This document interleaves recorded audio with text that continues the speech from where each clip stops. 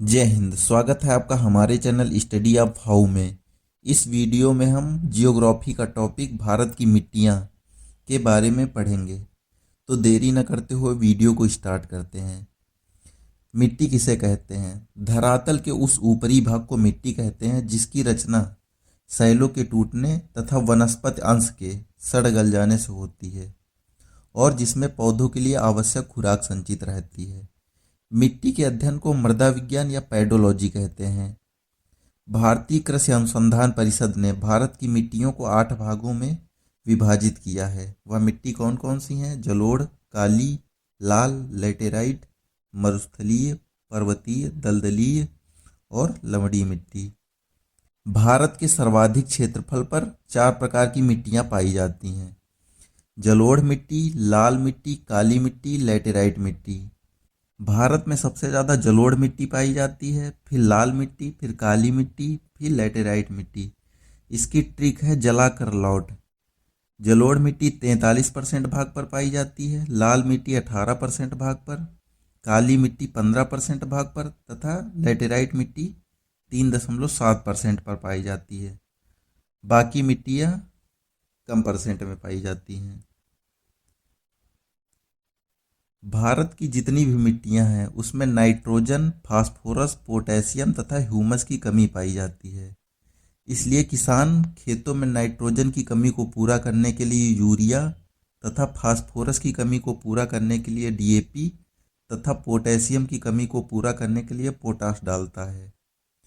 खेती के लिए नाइट्रोजन, फास्फोरस और पोटेशियम का अनुपात 4:1 होता है तथा बीज रोपण के समय यह अनुपात 1:1 होता है।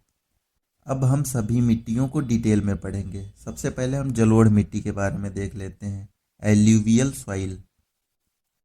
जब नदियां बहती हैं तो बहाव के कारण कंकड़ पत्थर में घिसावट होती है जिससे इस मिट्टी का निर्माण होता है। जलोढ़ मिट्टी किसे कहते हैं? जल द्वारा लाकर उड़ा दी गई मिट्टी को जलोढ़ मिट्टी कहते हैं। नई जलोढ़ मिट्टी को खादर तथा पुरानी जलोढ़ मिट्टी को बांगर कहते हैं। जलोढ़ मिट्टी खेती के लिए बहुत अच्छी होती है। अगर जलोढ़ मिट्टी में बालू की मात्रा कम है तो उसे कछारी मिट्टी कहेंगे। अगर बालू की मात्रा ज़्यादा है तो उसे दोमट मिट्टी कहेंगे। जो कछारी मिट्टी होती है धान के लिए अच्छी मानी जाती है तथा दोमट मिट्टी गेहूं के लिए अच्छी होती है। कछारी मिट्टी में बालू की मात्रा कम होती है, इसलिए अगर इसमें पानी भरा जाता है तो कीचड़ के समान हो जाती है, इसलिए इसे कांप मिट्टी भी कहते हैं। अब हम लाल मिट्टी के बारे में पढ़ेंगे। आयरन ऑक्साइड के कारण इस मिट्टी का रंग लाल होता है। यह मिट्टी हल्के दानेदार होती है। इसमें लोहा और सिलिका की अधिकता होती है। इस मिट्टी में अगर सिंचाई की उचित मात्रा उपलब्ध कराई जाए तो मोटे अनाज को पैदा किया जा सकता है, जैसे ज्वार, बाजरा, मक्का इत्यादि। जब लाल मिट्टी पानी सोखती है या जलयोजित अवस्था में रहती है तो यह पीली दिखाई देती है। लाल मिट्टी में खनिज की मात्रा बहुत अधिक होती है। पठारी क्षेत्रों में लाल मिट्टी की मात्रा अधिक पाई जाती है। अब हम काली मिट्टी के बारे में पढ़ेंगे। काली मिट्टी को रेगुर मिट्टी, काली कपासी मिट्टी, चनोजम मिट्टी इत्यादि नामों से जाना जाता है। इसे लावा या बेसाल्ट निर्मित मिट्टी कहते हैं क्योंकि इसका निर्माण ज्वालामुखी विस्फोट से होता है। टिटेनी फेरस मैग्नेटाइट के कारण इस मिट्टी का रंग काला होता है। काली मिट्टी को जुते हुए खेत की मिट्टी कहते हैं। इस मिट्टी में नमी धारण करने की क्षमता बहुत अधिक होती है। यह नमी अंदर की तरफ होती है, लेकिन इस मिट्टी में धूप के कारण ऊपर की तरफ दरार पड़ जाते हैं। यह मिट्टी कपास और गन्ने की खेती के लिए उपयोगी होती है। गुजरात और महाराष्ट्र में काली मिट्टी सर्वाधिक मात्रा में पाई जाती है। अब हम लेटेराइट मिट्टी के बारे में पढ़ेंगे। यह मिट्टी बड़े दानेदार होती है। इसका रंग लाल होता है। इसमें बागानी खेती की जाती है किंतु अनाजों की खेती के लिए उपयुक्त नहीं है। इसमें चाय, कॉफ़ी, काजू, मसाला, इलायची आदि की खेती की जाती है। यह मिट्टी सर्वाधिक केरल या पश्चिमी तट पर पाई जाती है। इस मिट्टी का निर्माण तेज बारिश के कारण होता है। जब तेज बारिश होती है तो मिट्टी के महीन कण जमीन के अंदर चले जाते हैं तथा कंकड़ पत्थर बाहर दिखते रहते हैं, इसलिए दिखने में बंजर लगती है। इस प्रक्रिया को निच्छालन या लीचिंग प्रोसेस भी बोलते हैं। इस मिट्टी का उपयोग ईंट बनाने के लिए भी किया जाता है। अब हम लवणीय मिट्टी के बारे में पढ़ेंगे। लवणीय मिट्टी को रेह मिट्टी, कल्लर मिट्टी, ऊसर मिट्टी या क्षारीय मिट्टी भी कहते हैं। जिस मिट्टी में नमक की मात्रा ज़्यादा होती है उसे लवणीय मिट्टी कहते हैं। इस मिट्टी में सोडियम और क्लोराइड जैसे आयनों की मात्रा ज़्यादा होती है। यह मिट्टी सर्वाधिक गुजरात के कच्छ के रण में पाई जाती है। अब हम पर्वतीय मिट्टी के बारे में पढ़ेंगे। यह मिट्टी भारत के हिमालयी क्षेत्र में पाई जाती है। इस मिट्टी का विस्तार जम्मू कश्मीर, लद्दाख, हिमाचल प्रदेश, उत्तराखंड, सिक्किम, अरुणाचल प्रदेश में है। पर्वतों के ढाल पर सेब, चाय, नाशपाती की खेती की जाती है। अब हम मरुस्थलीय मिट्टी के बारे में पढ़ेंगे।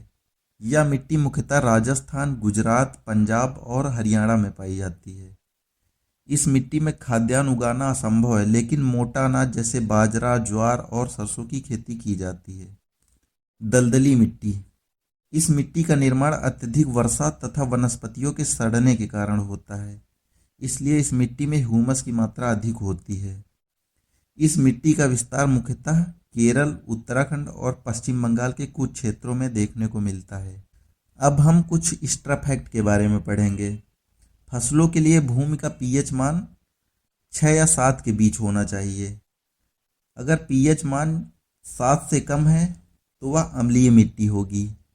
अगर पीएच मान 7 से ज़्यादा है तो वह क्षारीय मिट्टी होगी। मिट्टी की अम्लीयता को दूर करने के लिए चूने का प्रयोग किया जाता है तथा क्षारीयता को कम करने के लिए जिप्सम का प्रयोग किया जाता है। अब हम मिट्टी की परत के बारे में पढ़ेंगे। मिट्टी की परत को हॉरिजॉन या प्रोफाइल कहते हैं। यह 5 प्रकार की होती है: हॉरिजॉन ओ, हॉरिजॉन ए, हॉरिजॉन बी, हॉरिजॉन सी और हॉरिजॉन आर। ये सारी इमेज में देख लीजिए। सिंगल परत को हॉरिजॉन कहते हैं तथा सभी परत को मृदा परिच्छेद या सॉइल प्रोफाइल कहते हैं। सिंगल परत को हॉरिजॉन बोलेंगे और सभी परतों को मिला के मृदा परिच्छेद सॉइल प्रोफाइल बोलेंगे। अब इन हॉरिजॉन को डिटेल में देखते हैं।